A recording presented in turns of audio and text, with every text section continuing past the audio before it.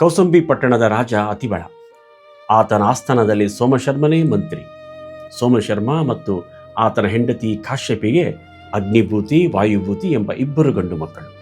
ಈ ಮಕ್ಕಳು ತಂದೆ ತಾಯಿಯ ಮಾತಿಗೆ ಬೆಲೆ ಕೊಡದೆ, ಓದಿನ ಕಡೆ ಗಮನ ಹರಿಸದೆ, ಜೂಜು, ಮದ್ಯಪಾನ, ಪರಸ್ತ್ರೀ ವ್ಯಾಮೋಹ ಇತ್ಯಾದಿ ಸಪ್ತ ವ್ಯಸನಗಳಲ್ಲಿ ಮುಳುಗಿ ತಂದೆಯ ಸಂಪತ್ತನ್ನು ಹಾಳು ಮಾಡುತ್ತಿದ್ದರು. ಆದರೆ ತಂದೆ ಸೋಮಶರ್ಮನ ಮರಣದ ನಂತರ ಈ ಮಕ್ಕಳು ಮೂರ್ಖರು ಎಂದು ತಿಳಿದ ರಾಜನು ಮಂತ್ರಿ ಪದವಿಯನ್ನು ಅವರ ದಾಯಾದಿಗೆ ನೀಡುತ್ತಾನೆ. ಮಂತ್ರಿ ಪದವಿ ಕೈತಪ್ಪಿದ್ದರಿಂದ ತೀವ್ರ ಅವಮಾನ ಹಾಗೂ ದುಃಖಕ್ಕೆ ಒಳಗಾದ ಅಗ್ನಿಭೂತಿ, ವಾಯುಭೂತಿಯರಲ್ಲಿ ವೈರಾಗ್ಯ ಮೂಡುತ್ತೆ.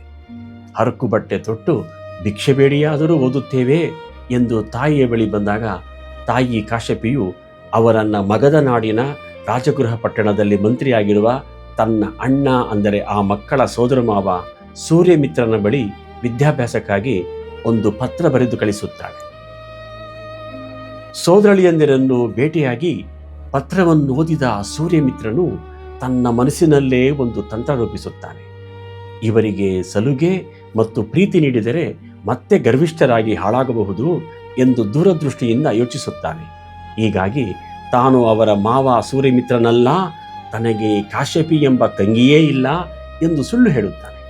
ಜೊತೆಗೆ, ನೀವು ಯಾರೇ ಆಗಿರಲಿ ವಿದ್ಯಾರ್ಥಿಗಳಾಗಿ ಕಲಿಯುವ ಆಸಕ್ತಿಯಿಂದ ಬಂದಿದ್ದರೆ ಭಿಕ್ಷೆ ಬೇಡಿ ಊಟ ಮಾಡಬೇಕು, ಹರಕು ಬಟ್ಟೆಯನ್ನೇ ಉಡಬೇಕು ಮತ್ತು ಹಗಲು ಇರುಳು ಆಲಸ್ಯವಿಲ್ಲದೆ ಕಠಿಣ ನಿಯಮಗಳೊಂದಿಗೆ ಕಲಿಯಲು ಸಿದ್ಧರಿರಬೇಕು ಎಂದು ಶಿಸ್ತಿನ ಷರತ್ತುಗಳನ್ನು ವಿಧಿಸುತ್ತಾನೆ.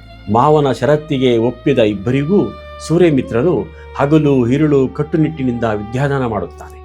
ವಿದ್ಯಾರ್ಜನೆಯ ಸಮಯದಲ್ಲಿ ಅವರಿಗೆ ಯಾವುದೇ ವಿಶೇಷ ಸೌಲಭ್ಯಗಳನ್ನು ನೀಡಲಿಲ್ಲ.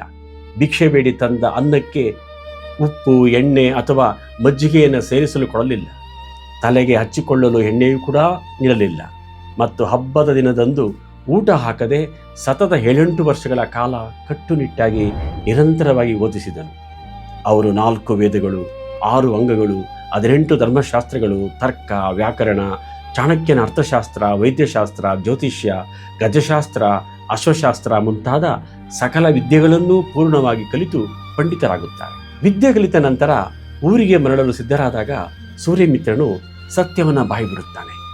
ನಾನು ನಿಮ್ಮ ಮಾವನೇ, ತಂದೆಯ ಸಲುಗೆಯಿಂದಲೇ ನೀವು ಹಾಳಾಗಿದ್ದೀರಿ. ಆದ್ದರಿಂದ ಯೋಗ್ಯರನ್ನಾಗಿ ಮಾಡುವ ಉದ್ದೇಶದಿಂದಲೇ ಸಲುಗೆ ಕೊಡದೆ ಕಠಿಣವಾಗಿ ನಡೆದುಕೊಂಡೆ ಎಂದು ವಿವರಿಸಿ ಅವರಿಗೆ ವಸ್ತ್ರ, ಆಭರಣ, ಸಂಪತ್ತನ್ನು ಕೊಟ್ಟು ಕಳಿಸುತ್ತಾನೆ.